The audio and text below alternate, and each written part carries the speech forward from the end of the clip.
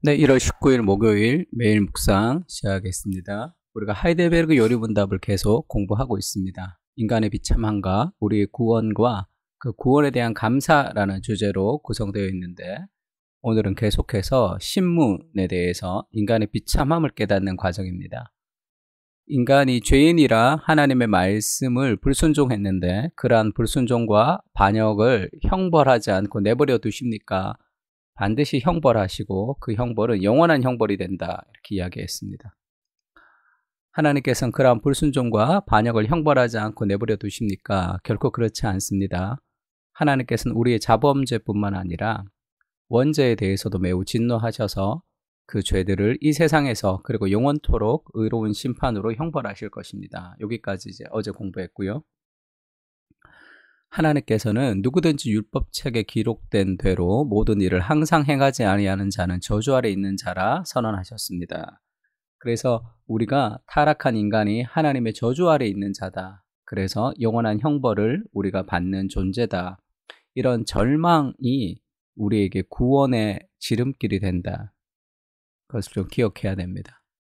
그러니까 율법책에 기록된 대로 모든 일을 행하지 아니하는 자는 저주 아래 있는 자다. 이것이 이제 하나님의 어떤 선언이죠. 하나님의 법률입니다. 무릇 율법 행위에 속한 자들은 우리가 이제 그 율법 행위에 속해서 율법을 지켜야지만 구원을 받을 수 있는 존재입니다. 저주 아래 놓여 있다는 거죠. 어떤 저주냐면 누구든지 율법책에 기록된 모든 일, 그러니까 율법에 있는 모든 율법들이 있죠. 그 율법을 항상 행하지 아니하는 자는 저주 아래 있다. 그러니까 이제 이 율법에서 이게 80점 이상은 통과 이런 것이 아니라 율법이라는 것은 하나님의 기준이죠. 하나님의 기준인데 그 하나님의 기준에 하나라도 만족시키지 못하면 그것은 하나님 앞에 의로워질 수 없는 그것이 이제 우리가 당한 삶의 현실이죠. 그러니까 율법을 다 지킬 수 있는 사람이 없습니다. 왜 없느냐 하면 인간의 본성이 타락했기 때문이죠. 그래서 그 유대인들은 바리새인들 같은 사람들은 그 율법의 항목을 정해놓고 엄청나게 지키려고 노력을 많이 했죠. 근데 예수님은 가늠하지 말라, 그 다음에 거짓말하지 말라, 그런 말을 내가 행위로 거짓말하지 않고 내가 행위로 가늠하지 않으면 그러면 가늠하지 않았고 내가 거짓말하지 않았다, 이렇게 얘기하지 않고요. 무릇 마음으로 음욕을 품는 사람, 여인을 보고 음욕을 품는 사람은 이미 가늠했고 형제를 보고 미워하는 자마다 이미 살인했다, 그렇게 표현합니다. 그러니까 인간의 죄라는 것이 겉으로 드러나는 것만 죄가 아니라 인간의 마음 속으로부터 시작되는 그 마음의 죄를 죄라고 얘기하는데, 그 마음의 죄를 우리가 벗어날 수 없다는 거죠. 왜냐하면 인간이 타락했기 때문에, 인간의 마음이 타락했기 때문에 그런 타락한 본성이 나온다는 거죠. 그러니까 율법을 우리가 어떻게 지킬 수 있습니까? 모든 율법은 하나님 사랑과 이웃 사랑인데 하나님과 이웃을 사랑하지 못하는 방식으로 우리가 나오는 거니까. 야고보서도 그렇게 얘기하죠. 누구든지 온 율법을 지키다가 하나라도 범하면 모두 범한 자가 된다. 하나님 앞에 의로워질 수 없는 거죠. 그게 인간의 절망이고 인간의 그 선언입니다. 모든 종교의 한계가 여기에 있는 거죠. 인간의 노력을 통해서는 구원을 얻을 수 없다는 것을 깨닫게 해주는 게 율법의 하나의 목적이기도 합니다. 제2 목적이라고 그랬죠. 이 용도라고 얘기했습니다. 그리고 이 저주, 하나님의 저주가 있다라고 했을 때 그 시체를 나무 위에 밤새도록 두지 말고 그날에 장사하여 내 하나님 여호와께서 내게 기업으로 주신 땅을 더럽히지 말라. 그러니까 이 시체에 나무에 달린 자는 하나님께 저주를 받았음이니라, 그렇게 얘기해서 이 나무에 달려서 이제 사람이 죽고 시체를 나무에 달아놓는 그것이 하나님의 저주받았다라는 것의 어떤 상징이다, 이렇게 얘기했습니다. 그러니까 우리가 이제 온 율법책에 기록된 대로 모든 것을 항상 행하지 아니하니까 우리가 나무에 달려서 하나님의 저주를 받아야 되는 거죠. 그런 영원한 형벌을 받는 그런 존재가 되어야 됩니다. 근데 우리가 그렇게 되지 않을 수 있는 방식이 있는데, 그것이 이제 예수님께서 우리를 위해서 돌아가셨기 때문이죠. 갈라디아서 3장 10절에 보면 무릇 율법의 행위에 속한 자들은 저주 아래 있다, 이렇게 얘기하죠. 율법책에 기록된 대로 모든 일을 항상 행하지 않은 자는 저주 아래 있는 자라 하였음이라. 계속 11절을 읽어보면요, 또 하나님 앞에서 아무도 율법으로 말미암아 의롭게 되지 못할 것이 분명하니 이는 의인은 믿음으로 살리라 하였습니다.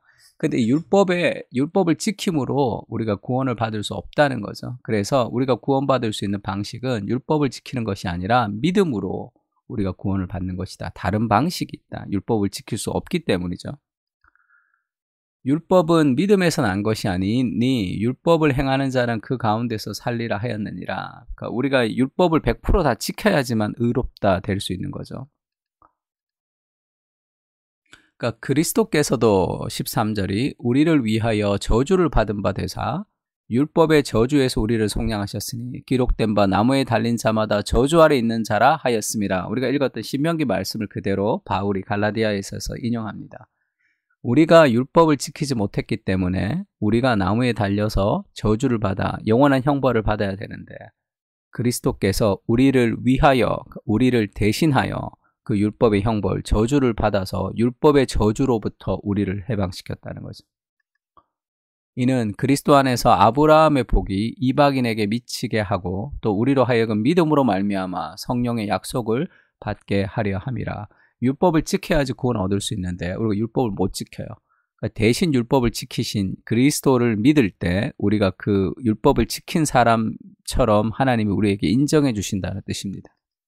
그것을 그리스도의 수동적 순종, 능동적 순종이라고 이제 두 가지로 나눠서 설명을 했습니다. 기억하는 사람은 한 번 더 기억하면 좋을 것 같고 처음 듣는 분들은 좀 이해를 하면 좋을 것 같아요.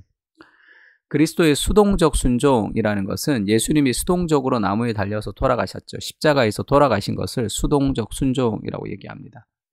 왜 수동적으로 예수님이 십자가에서 죽으셨냐? 우리가 받아야 될 율법의 저주, 우리가 율법을 지키지 못해서 받아야 될 영원한 형벌을 예수님께서 지옥의 형벌을 받으신 거예요.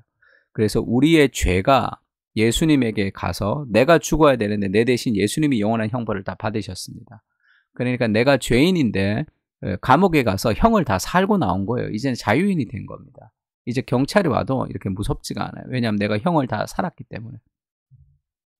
근데 천국에 가려면 죄가 없어서 천국에 가는 게 아니라 의가 있어야 됩니다. 의로움이 있어야 천국에 갈 수 있어요. 예수님이 수동적으로 순종하셔서 우리의 죄를 다 없애주셨다는 것은 죄가 없을 뿐이지 천국에 갈 수 있는 근거가 되는 것은 아닙니다.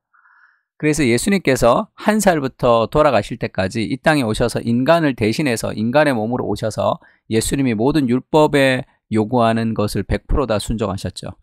그 모든 율법의 요구를 다 순종하면 하나님이 의를 주시는데 그것을 인간은 할 수 없지만 인간이 대신 그리스도는 하실 수 있죠. 죄가 없으신 그분이 인간이 되셔서 우리가 그 순종을 통해서 이루어야 될 모든 의를 예수님께서 100% 율법에 순종하시면서 의를 획득하셨어요.